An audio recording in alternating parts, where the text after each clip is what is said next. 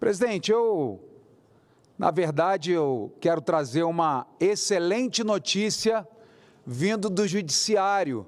Aqui nós temos, Cleitinho, muitos embates, né, sobre questões do Judiciário, atropelo ou não, invasão de prerrogativa ou não, abuso ou não, mas tem uma excelente notícia do Judiciário, só que não é do Judiciário brasileiro, Cleitinho, é do Judiciário americano.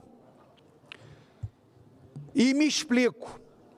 O Supremo Tribunal Federal da República Federativa do Brasil pediu a extradição de um jornalista por crime de opinião.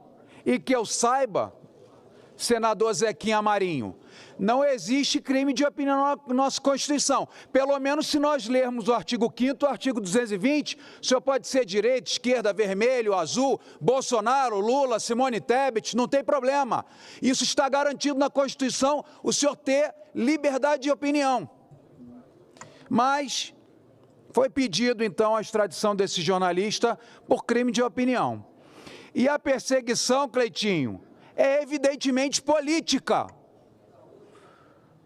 que sofre hoje tanto jornalista no Brasil. E nesse caso eu quero destacar o caso do jornalista Alan dos Santos, que só tem um motivo, Cleitinho: posições críticas sobre decisões judiciais ou políticas. E ele, por sorte, se refugiou nos Estados Unidos para manter-se livre.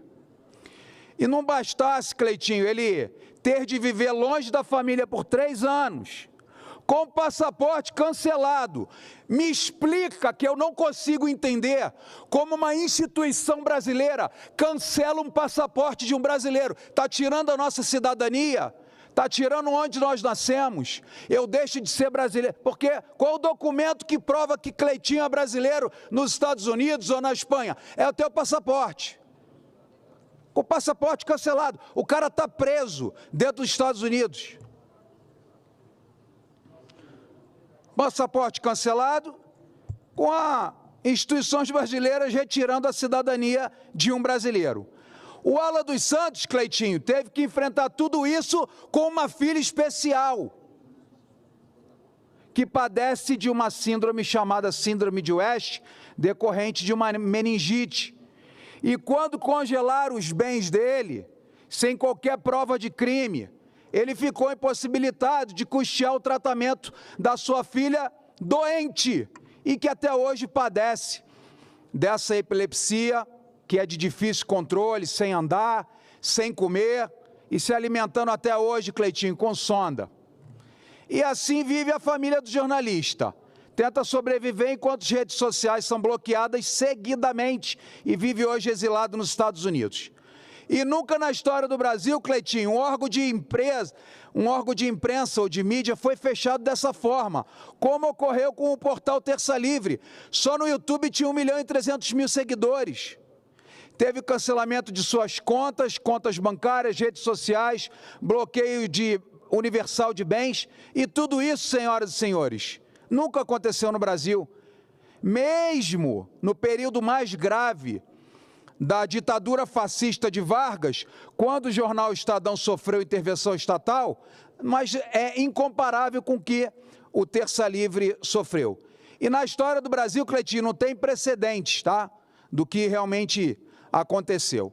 E mesmo em períodos de exceção, regime militar, de 64 a 85, Estado Novo da ditadura Vargas, onde até o Congresso Nacional foi fechada, não se conhece decisão com consequências semelhantes como essa.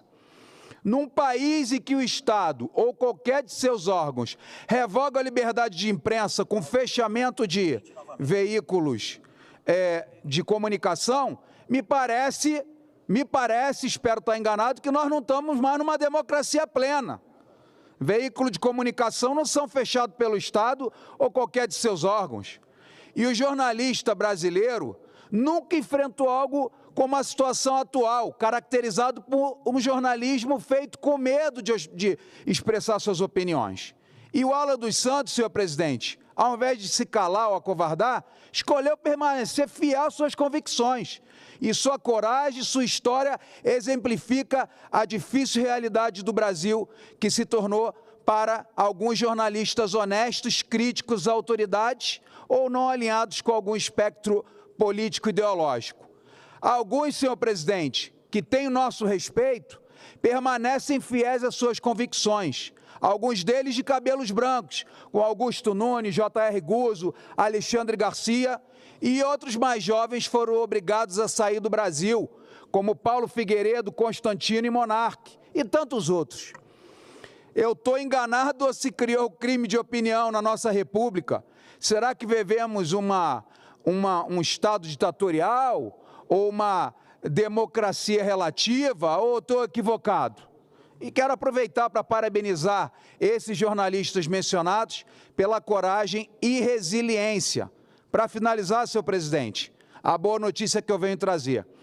Como amplamente divulgado pela imprensa, a ordem de prisão e extradição decretada pela nossa justiça foi ignorada pelas autoridades americanas desde o primeiro envio, e ontem a justiça americana arquivou o pedido de extradição expedido pelo nosso STF por conta que eles não entendem que o jornalista Alan dos Santos cometeu crime nenhum, senão, Zequinha Marinho, crime de opinião.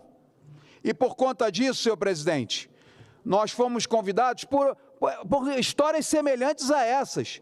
O deputado americano Chris Smith, da Comissão de Direitos Humanos, mandou uma carta para o senador Girão, convidando todos os senadores e deputados a uma audiência pública na Comissão de Direitos Humanos, que vai se realizar no próximo dia 12, no Congresso americano, para justamente alguns desses jornalistas e congressistas aqui, inclusive eu estarei lá, para realmente prestigiar o Brasil e explicar algumas anomalias que nós não concordamos e não podemos nos calar, Cleitinho, porque, como diz o nosso ex-presidente, a nossa liberdade é mais importante do que a nossa própria vida. Senhor presidente, obrigado, e de acordo com a legislação dos Estados Unidos, é necessário haver o mínimo de embasamento probatório de condutas criminosas para fundamentar o pedido de extradição. E, nesse caso, o jornalista Alan dos Santos,